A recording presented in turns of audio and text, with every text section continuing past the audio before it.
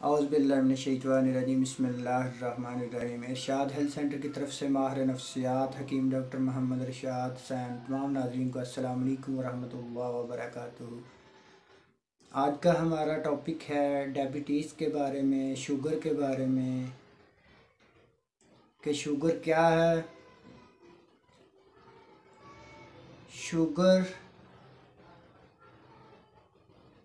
किस वजूहात की बिना पर, किन वजूहात की बिना पर लाहक होती है, कौन सी ऐसी चीज़ है हमारी बॉडी में जिसकी बिना पर जो ख़तरनाक और मुहलिक मर्ज़ लाहक होती है, जिसके बारे में बात करेंगे। और आखिर में एक ज़बरदस्त किस्म का नुस्खा बताऊंगा जिसके इस्तेमाल करने से इंशाअल्लाह अल्लाह पाक के करम फजल से 20 साल पुरानी शुगर भी अल्लाह के करम फजल से बिल्कुल ठीक हो जाएगी। सबसे पहले हमने देखना है कि कौन सी ऐसी वजूहात है, कौन सी ऐसी चीज़ें हैं जिनकी बिना पर जो ख़तरनाक और मुहलिक बीमारी डायबिटीज़ लगती है, लाहक हो जाती है। मेरे भाइयों, मेरे दोस्तों, मेरे बुज़ुर्गों, ये हमारी बॉडी के अंदर अल्लाह पाक ने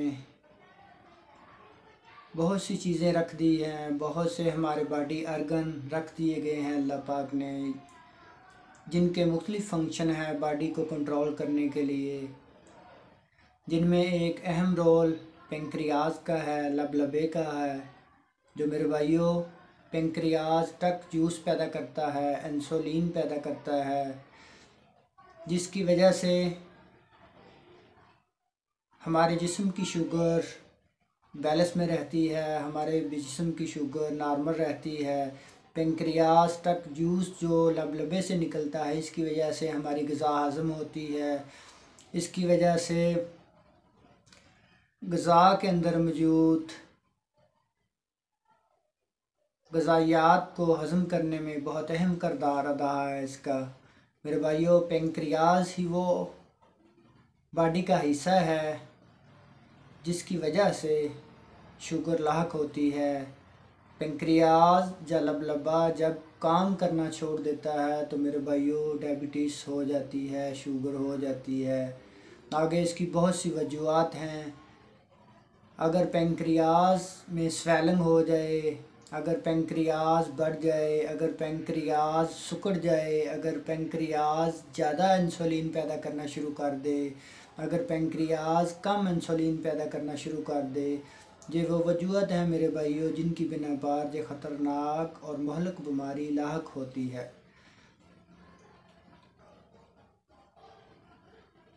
अब मैं आपके लिए एक ज़बरदस्त किस्म का नुस्खा बताने वाला हूँ मेरे भाइयों, नोट फरमा लें।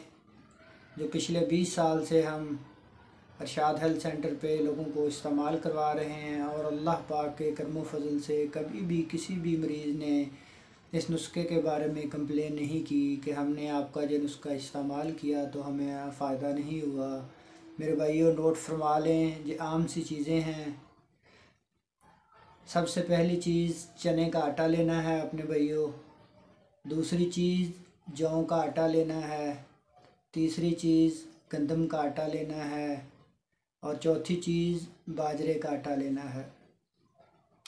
मेरे भाइयों, ये 4 किस्म का आटा है। इनमें अल्लाह पाक, अल्लाह ताला ने इस कदर शफा रखी है कि आप सोच भी नहीं सकते। इनमें से कुछ ऐसी चीज़ें हैं जो मेरे भाइयों कुरान और हदीस से साबित हैं। मेरे भाइयों नबी पाक सल्लल्लाहु अलैहि वसल्लम ने इनमें से चीज़ों का इस्तेमाल किया। मेरे नबी पाक सल्लल्लाहु अलैहि वसल्लम ने अपने सहाबा कराम को इस्तेमाल करवाया और आज तक ये चीज़ें इस्तेमाल हो रही हैं। मेरे भाइयों, इसमें अल्लाह पाक ने बेइंतहा शफा रखी है, हज़ारों लाखों बीमारियों के ख़िलाफ़ ताकत रखी है, क़ुव्वत मुदाफ़ियत रखी है। मेरे भाइयों, ये 4 तरह का आटा है। 4 तरह का आटे को आपने मिक्स करके किसी भी बर्तन में महफूज कर लें। जिस भी मरीज़ को शुगर की शिकायत है, शुगर हो गई है, तो वो इसकी रोटी इस्तेमाल करवाएं इसको मेरे भाइयों। लगातार 1 से 2 महीने इस्तेमाल कराएंगे तो इंशाल्लाह बिल्कुल ही शुगर ख़त्म हो जाएगी, शुगर का नामो निशान ख़त्म हो जाएगा। और शुगर की वजह से जितने भी सिम्टम हैं अल्लाह पाक के करम फजल से दूर हो जाएंगे। शुगर की वजह से गला खुश्क होता है, यूरिन का बार बार आना, पेट में दर्द होना, सांस चढ़ना, हाथ पैर सुन्न होना, पाँव से जलन और सेक का निकलना, मेरे भाइयों ये तमाम अलामात इंशाल्लाह अल्लाह पाक के करम फजल से ख़त्म हो जाएंगी।